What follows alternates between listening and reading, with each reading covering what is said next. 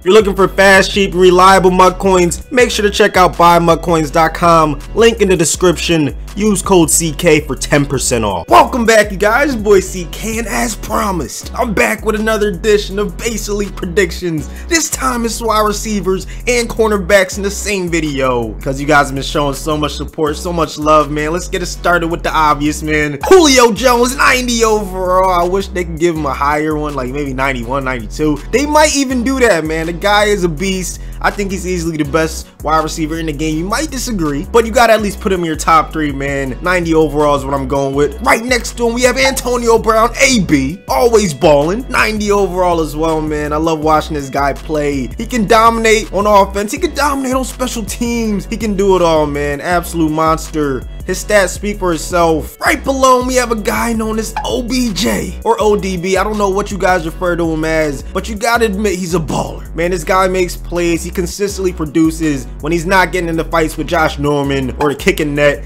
He's very fun to watch. So yeah, gonna give him an 89. Now right below him, we have a guy known as AJ Green. He does not get talked about enough. This guy's easily top 5 wide receivers in the entire NFL, man. Nobody talks about him. I guess because he's not like your typical diva. He's not outspoken, you know, he just goes about his business. Now, he only played 10 games last season, but he still almost had 1,000 yards, man. That's about 100 yards per game. Not too shabby at all. The guy is very talented. I promise you, if he stays healthy, he's gonna be right back into that elite tier. So I'm gonna give him an 88 overall. This one might catch you guys by surprise, but it shouldn't, because he had an amazing year, man. Mike Evans, 87 overall from the Tampa Bay Buccaneers. He had the 4th most reception yards last year with 1,321, and he was tied for the 2nd most receiving touchdowns with 12. Nothing else needs to be said, man. This guy is easily in that elite tier of wide receivers. He's proven it now. Another guy that seems to get left out of, you know, top wide receiver conversations, Julian Edelman. I'm giving him 86 overall. I don't think he gets enough credit. I understand Tom Brady's his quarterback, but he still produces. His routes are so crispy. You can't just plug any wide receiver into his role. Like, you need a guy like Julian Edelman who's shifty, who's agile as hell, and I don't think we have too many of those guys in the NFL. Obviously, he's lucky to be playing in a system that is just amazing, but still, the guy makes catches, he makes plays. Remember that catch in the Super Bowl? Oh my goodness, man, this guy does not get enough credit. 86 overall is what I'm giving him. This next guy, he might be the most underrated wide receiver in the entire NFL, man. T.Y. Hilton led the entire league in receiving yards. And you want to know something even crazier, man? 2nd on Indiana in receiving yards was Jack Doyle, 81st in the entire NFL. Just imagine that, man. He has no number 2 option to take away the attention. All eyes are on him at all times, and he still led the league in receiving yards. They better give this boy in the lead, man. 86 overall is what I'm going with. Only reason I didn't put him higher is because he only has 6 touchdowns. Now, this next guy, I'm going off pretty much what he's done throughout his career, not necessarily last year. DeAndre Hopkins, I'm giving him an 86 overall. You might be saying, CK, he didn't even have 1,000 yards. He didn't even have 5 touchdowns. Look who was throwing him the ball. They had Brock Osweiler slinging a rock. Jerry Rice wouldn't get 1,000 yards with him at quarterback. So I don't want to hear, oh, he had a bad year, he shouldn't be elite. He should be elite. Give him a good quarterback.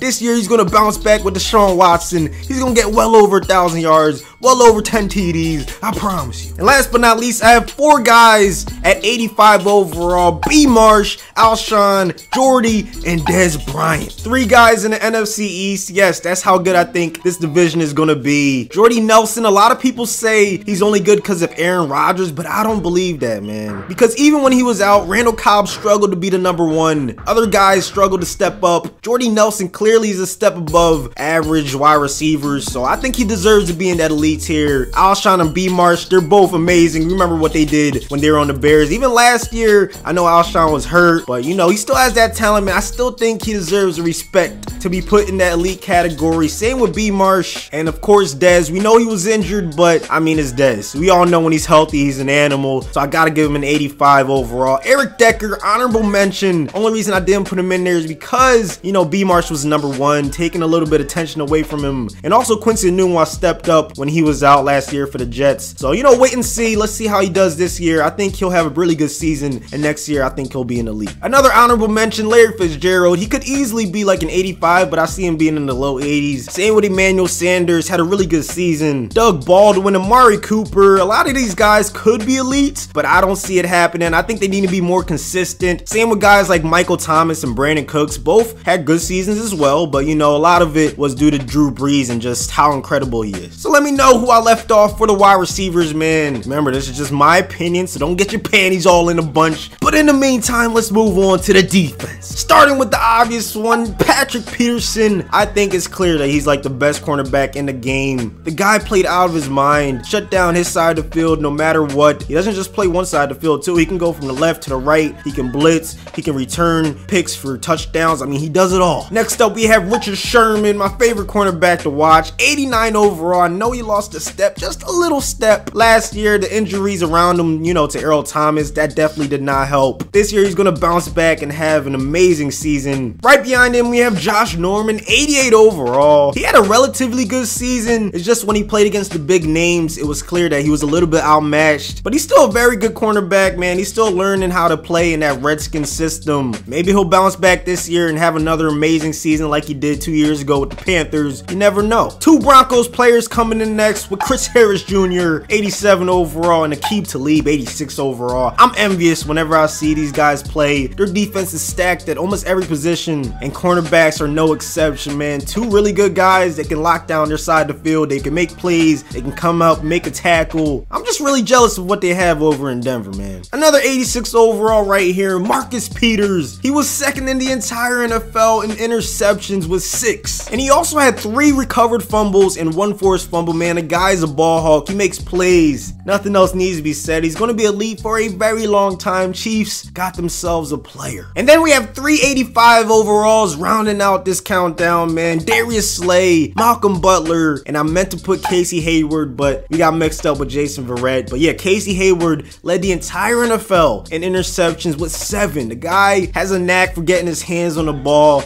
and he can also tackle really well, man. I think he's easily earned himself an elite. Malcolm Butler definitely proved himself to be, you know, in a really good cornerback conversation. And then Darius Slay, they don't call him big play for nothing, man. I saw it firsthand when he played against the Eagles. He got that game-winning interception. I was a little bit heated, but then, you know, that put him on the radar for me. I started paying attention to his stats, paying attention to how he played, and it wasn't just a one-time affair, man. He actually plays really well in almost every single game, so I think he deserves an elite as well. Some honorable mentions, and you know, guys I could see maybe getting an elite. Xavier Rhodes had a really good season, man. He was very consistently above average. I remember that game versus Odell when he shut him down. That really brought him onto the scene and made people start paying attention to him. DRC had another good year, 6 interceptions. He just needs to be more consistent, you know, when it comes to tackling and doing it on a, you know, game-to-game basis. I could see him getting 83, 84 around there with amazing speed, so that's a day one cop, you already know. And then Brent Grimes, last but not least, man, the guy is very underrated.